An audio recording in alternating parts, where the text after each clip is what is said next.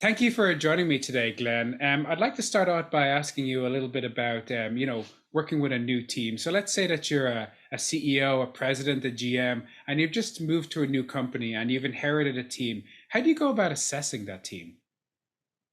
Wow, that's a really good question, Matthew. So the question you posed, Matthew, of new CEO inheriting a team is fascinating because that's exactly what happened to me as a CEO.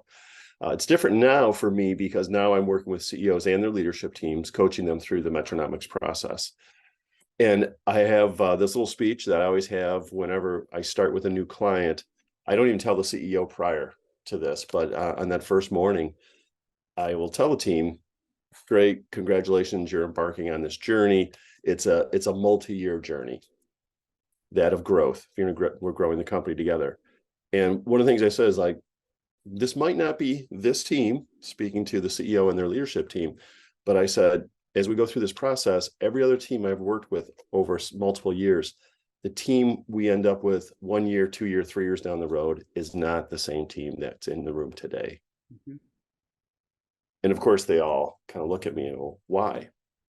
And what really happens, I believe, is this culture. So a new CEO, they need to bring their own culture. They need to bring part of their own vision, respecting where the company came from, but also acknowledging that if the company is going to grow, which almost every new CEO, that's their charge, is to grow their company, they need to forge a new path ahead. Keep what's good, but they also need to change because growth necessarily implies change. Mhm. And there's going to be people on the team, almost guaranteed, that don't going to want to go along with that. They'll like things how they were. Maybe they like the previous CEO. Maybe they got along with them, or maybe that previous CEO had a few people who they just couldn't quite face up, to invite them off the team. So I always tell the new CEO, there's going to be some people that are going to agree with the change and are going to agree with your new direction. There are going to be some people who just don't know. And there's going to be some people who are actively want to resist it, but they might not let you know right away. So ultimately, it's really a matter of that CEO working through their new vision, their new strategic plan, and executing on that plan to really see who on their team is going to be in and who's going to be out. And I would guarantee any new CEO starting off in that way that unfortunately there's going to have to invite some people off their team. If you were to speak about a typical, experience for a new CEO, what percentage of the team usually, makes it through a transition like that? Great question. I have a team that I've been working with now for 3 years. When I started off with them, they invited 12 of their 12 people on their executive team to show up for our kickoff session. It was a 2 day kickoff strategy session. 10 showed up. So, right? Yeah. Yeah. Um, Today, that team is a different CEO. There are 7 people on the leadership team, and 4, I believe, were in the room originally. I had another team. This is a very aggressive private equity backed leadership team that when we started had 10 people in the room. And when we did the kickoff in December, I came back in March for the Q1 meeting. And by then, 2 members had been invited off the team, and 2 members had voluntarily said, "This is not for me," and they left the company. And generally, what happens through the process, if the CEO is doing it right, if they're really truly holding their team accountable and setting the right expectations, I find that some people fear they'll get found out. They'll fear that they know that they've really not been pulling their weight. Maybe they've just been there for a long time. They grew into they had those roles traditionally or historically in the company, and as the company grew, they really weren't able to grow with it, or they know right away that, no, I'm not here for the journey with this leader, and they invite themselves off. So let's say you're in this position, you've started working with your team, you've identified one or possibly several people that, aren't aren't hitting their KPIs, aren't doing what you need them to do. How do you advise the CEO, but to remediation action versus when is the time to make that cut and make the change? Yeah, yeah. Well, Matthew, you've led people before, right? You've been doing this for a while. So let me ask you, have you ever had to let someone go? Yes, yeah. Okay. Unfortunately, I had to do it several times. Unfortunately, right? Yeah, it's Yeah. never fun for either party. And it's one tip is someone shared with me a little while ago is first do no harm. And that's always be respectful, right? As Mhm. for everybody in the room that you're when you're doing these things. Going back to you said you've had to let people go yourself, right? So think back to one of those people in those 3 weeks after you had to have that tough conversation. Did you ever regret that? Did you ever regret letting them go? No, I haven't. And I have had people in my career where, as I moved through a responsibility, I didn't make a change and that person survived me moving on. And I have had that position where I look back and I have that regret because that problem that I could have solved still exists within the organization. So no, I haven't. And I've Yeah. had the opposite. Yeah. Oh, that's really interesting. Yeah. Yeah. I've asked this question of at least 100 CEOs, probably more. Every single one I've asked to a person said no, they didn't regret it. Um, then I asked the second question. I said, did you, in every one of those instances you can think about, do you believe you waited too long? Matthew, what'd you say? Yeah, in general, you wait too long, and then you want to make sure, and it's the person, ultimately you're working with a person that makes it tough to do. So, yeah, most of the time you do wait a little bit too long. Yeah. And again, every single person, every single CEO I've asked that question said, yeah, I waited too long. Yeah. And even so many times we have that discussion and other people on the team come up later and say, wow, we were wondering why you waited so long, or we were wondering why you didn't see what we saw. And so that's right off the bat. I would encourage any CEO to really think long and hard about that. And um, so Matthew, the other question, part of the question that you asked is what advice would I have for the CEO in terms of thinking that process through, vetting their team and having those discussions, the tough discussions if they need to. The first one is ensure that they've set expectations with every person, right? Hmm. We talked about KPIs. I know you and I have talked about that before and how important they are in measuring. You need to be able to measure things, right? If you want to improve them, you have to measure them. And so you've set KPIs, but I think also just setting in general expectations. What do you expect from your leadership team? And what do you expect from each person? What's their unique accountability? What's for sales? What's sales accountability for a CTO? What's that accountability for finance? What's that accountability or those accountabilities? So setting great expectations. The next step then is observing them once they understand the expectations that you as the new leader expect, observing them, working with them, and seeing how well they do or don't do against those expectations. So the first step is then you have the conversation. Do you understand the expectations we talked about? Yes. Well, here's where I see you're falling short on those expectations. What do you think? Then here's the things I would like to see you do to reach those expectations. And over a period of, I would say, no more than 90 days, you have those discussions on a regular basis.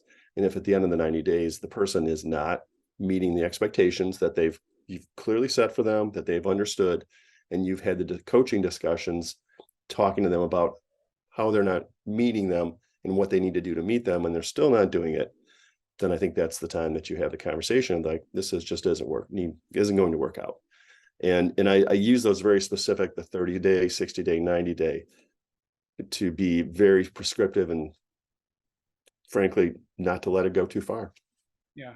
I will say that, one of the prouder moments I've had in my career is, one time when a group was tucked in underneath me with the expectation that, it was a former peer of mine.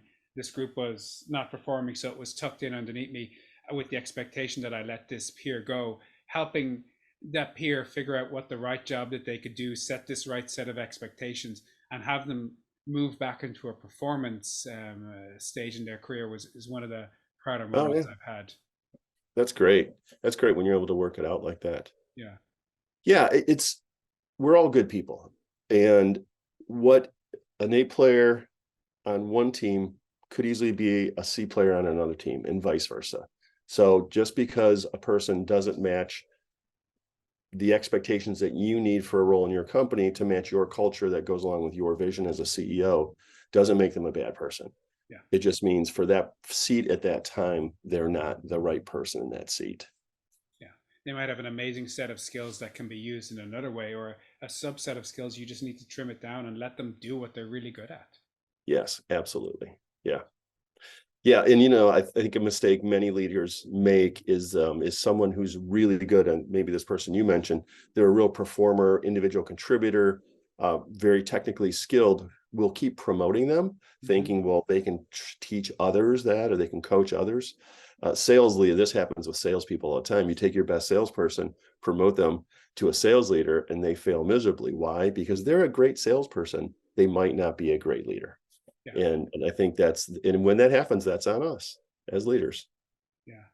But there's the old joke about it. Is it the Dilbert principle or the Dogbert principle? Everybody gets promoted to the level of their own incompetency.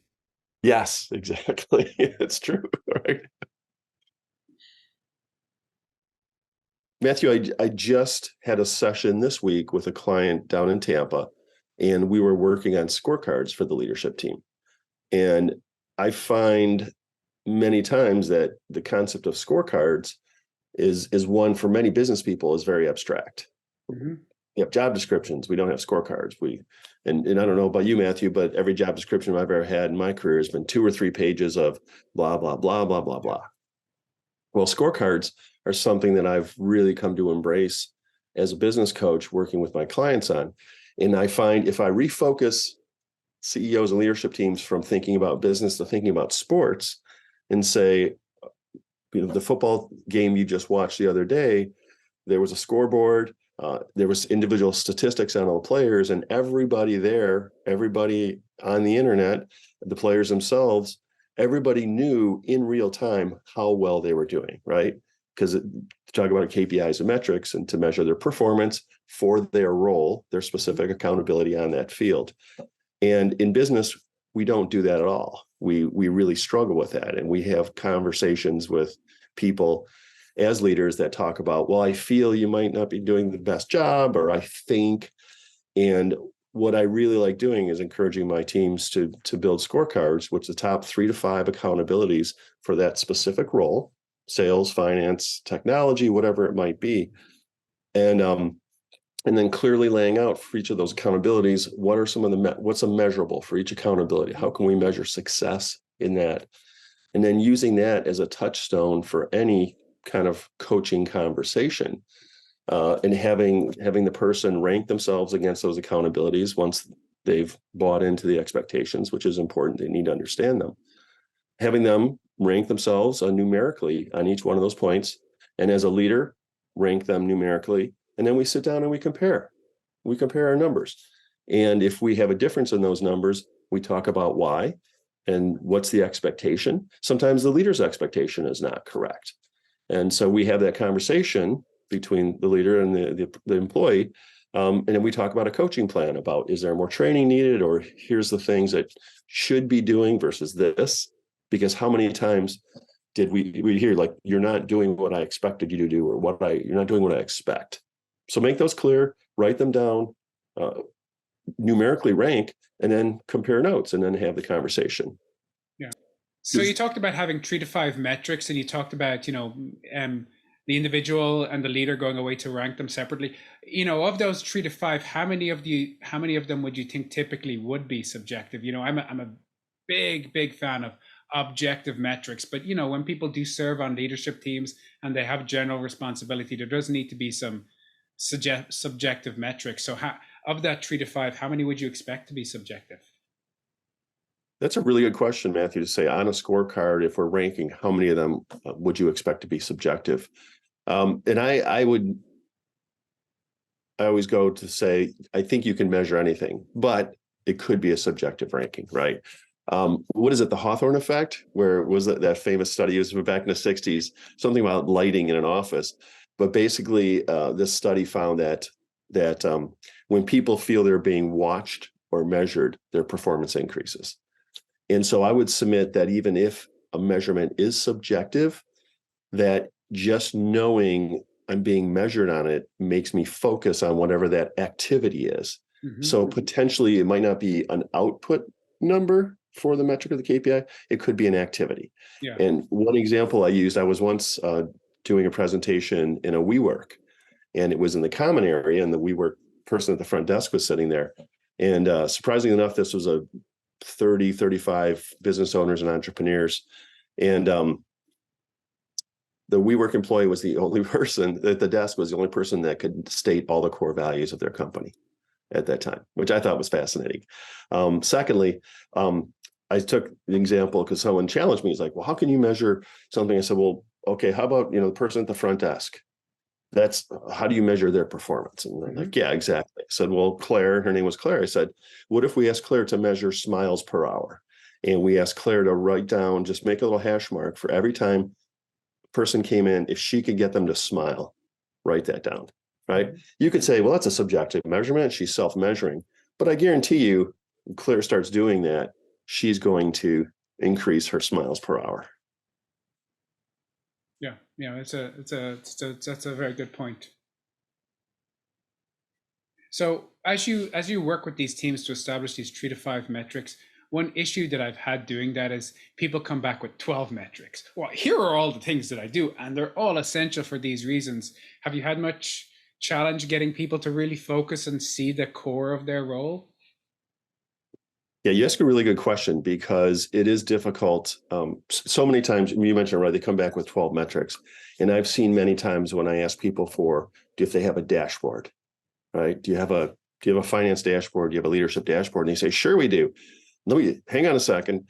And then they pull up this mind-boggling spreadsheet with numbers and cells, and they're scrolling all over the place. And frankly, Matthew, I'm not a detail person. It goes blurry for me. So I use this analogy. Actually, I used this in the meeting yesterday. Think about your car as you're driving 60 miles an hour down the freeway. And our cars have computers now, and they're receiving hundreds or thousands of inputs, right? There's sensors everywhere. But when you're looking at the dashboard and you're driving at 60 miles an hour, how many of those measurements are you really looking at, and how many do you really need? So Matthew, it's a real question for you. As you think about your dashboard in your car, how many numbers are you looking at? One, maybe. Yeah, speed, right? One. Yeah, Yeah, speed. fundamentally. Yeah. If anything Yeah. else goes wrong, it's going to impact the speed. I don't need to look at my oil pressure or my engine temperature, really. Yeah, exactly. So speed, maybe the fuel gauge once in a while, you're gonna glance at that, right? That's To a good see one. where it is. Maybe the radio, maybe the temperature, you're gonna look at those once in a while, right? Hmm. I use that analogy.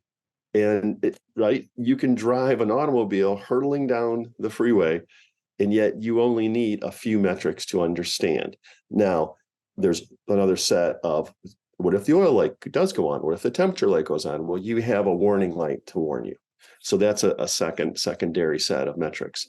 But what I do is I really do focus with everyone to say, what are those 3 to 5 top accountabilities? And why do we have this role? Why do we pay each person? Why does that seat exist in our company?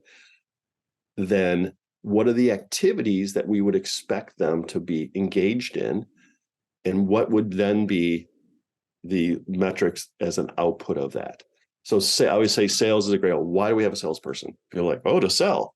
Great. What else? Well, maybe to turn in their reports on time. Great. There's 2. Okay. So, and maybe there's a third one, keep our current customers happy, right? So selling, what would you expect? We'll be out meeting with customers, sales reports, turn in your sales reports on time each week, and keep current customers happy could be a client retention metric. There's 3. So I guarantee you, if you had a sales leader, a salesperson that achieved that 100% of each of those, and they were doing those activities, then the outputs were there. They were hitting their revenue numbers, and we had our 90% client retention, and they were getting the reports in on time 90% of the time. You'd love that salesperson, right? Hmm. Yeah. Um, going back to the car analogy, you've got your speed, and then anything else you need to know will pop up right in front of you. That's kind of an analogy for maybe a VP of ops. They'll raise their hand. Yes. Yes. You don't need to have it on your score chart. Yeah. So thinking about this, to correlate to this is strategy, right? You sit down to develop the corporate strategy, and it becomes a meeting by consensus, and everybody gets a say, and you end up with 12 things on your corporate strategy. Have you come across that challenge much? What's really interesting, Matthew, is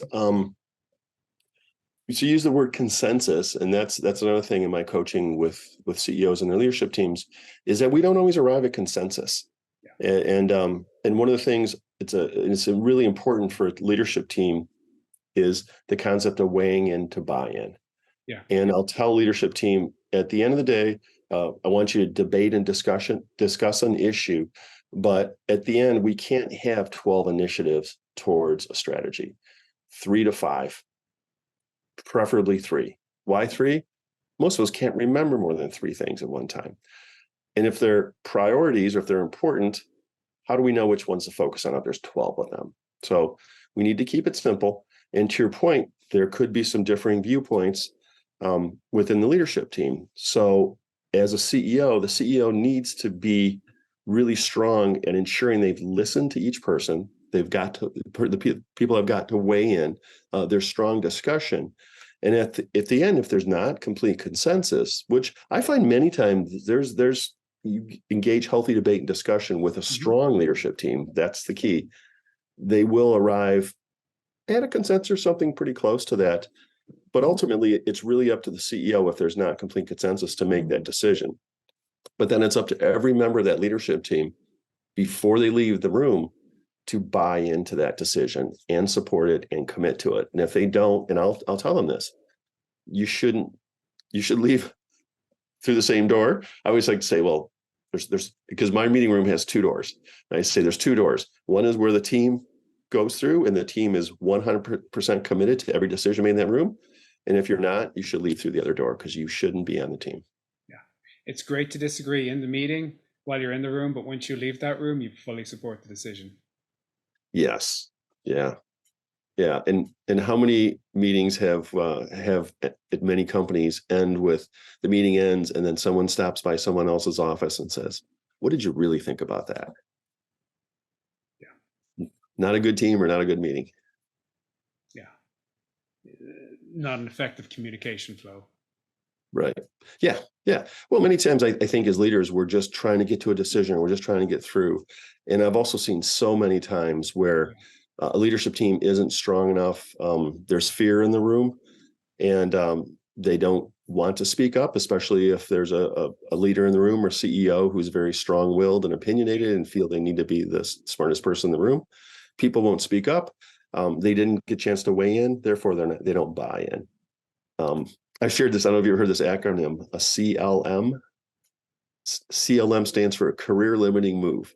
And that's the person who dares to speak up against that overbearing CEO. And everybody else in the room goes, "Oh, you just said that?" And right. But it's of course on many of their minds. They wish they could have said it.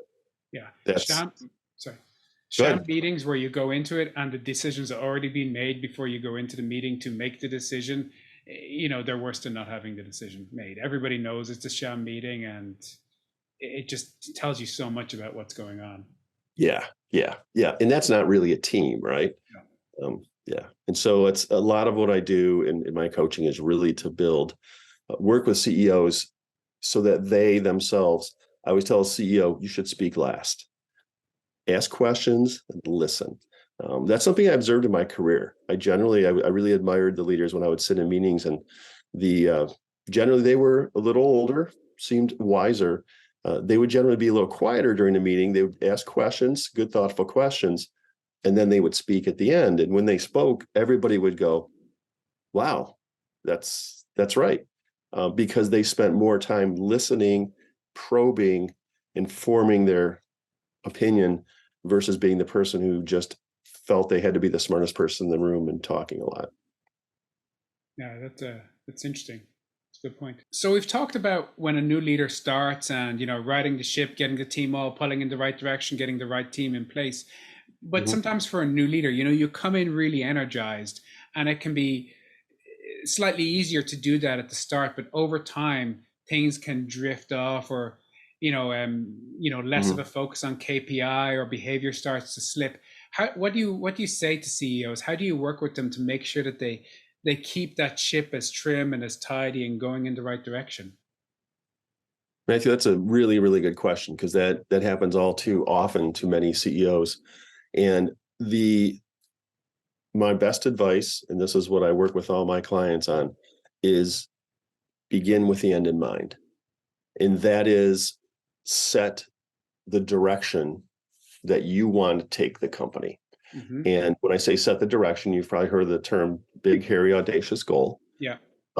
I like to refer to it as a North Star, because if Yeah. you talked about like riding the ship, when you talk about that sailing analogy, the North Star is used for navigation, or was used for navigation. Hmm. And to have a goal that's bright and shiny for your company, and it's compelling and it's inspiring, that can help that CEO keep on the course, is always revisiting that, talking about it, and ensuring that when they set a strategy, it does align precisely with that North Star.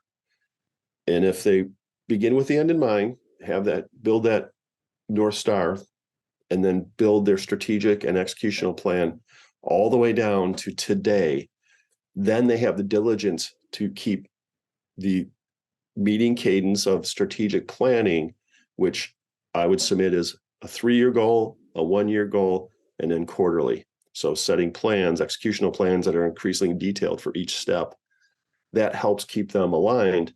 And it really is the quarterly cadence of every 90 days that seems to be when teams start drifting, right? Hmm. I see this in the teams I work with, where we'll have a quarterly planning and everybody will be aligned and excited and reinvigorated because we've revisited the North Star. We've taken them out of the trenches and working on the company and seeing that North Star.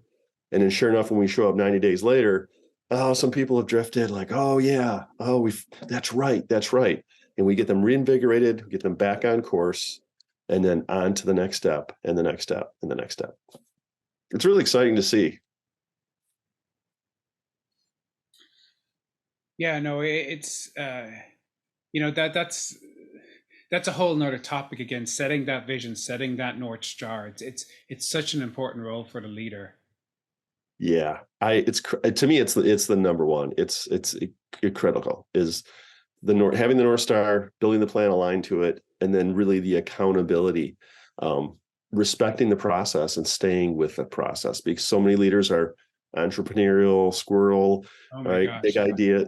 Um, and I kind of I laugh, Matthew. I'm a big fan of EOS. I had an EOS implementer, and I've done EOS in my career.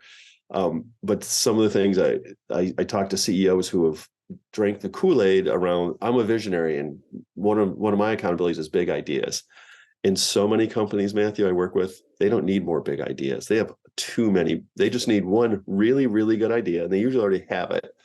And they need to focus on that and execute on that. I say, get that going, get the machine built, headed that way. Then you can build an adjacent one. Then, because this one will then spit off cash to power this idea and this idea. But so many entrepreneurs come up with so many multiple ideas. And for a leadership team, it's wearisome, right? You come in one day and this is what we're working towards. And you come in the next day and like, no, wait a minute, I've got another. Like, wait a minute. You just, you just whipped the steering wheel on the school bus and threw everybody over on one side. Yeah, I've worked with a lot of squirrels in my career, and it's so frustrating. And I think for a lot of companies, there are several things they could do to be successful. You know, the visionary is right. We could be successful at A, but we could also be successful at B and C. But you know what? If you try and do A, B, and C, you are not going to be successful at any of them. We've agreed that A, most likely, let's stay on A. Let's win on A. Let's C could be successful, but there's a reason we chose A. Let's stay there. And it's this, it's the choosing too many foci that hamstrings so many companies. Yeah, I would agree. I would agree. And there's so many great companies that really just simply execute on some pretty ordinary ideas, Yep. but they do it extraordinarily well. And we can't help but to go back to those companies as customers because they do so well. They answer our needs. We have some pretty basic needs on some levels. And if they can answer those basic needs really well, we're going to reward them time and time again. Yeah. Well, why don't we wrap it up there, Glenn? This has been a Perfect. really great conversation. You've shared some really fantastic insights, and we should come back again at some point and talk a little bit more about the North Star and defining that and building from that? Because that's a really fascinating topic for me.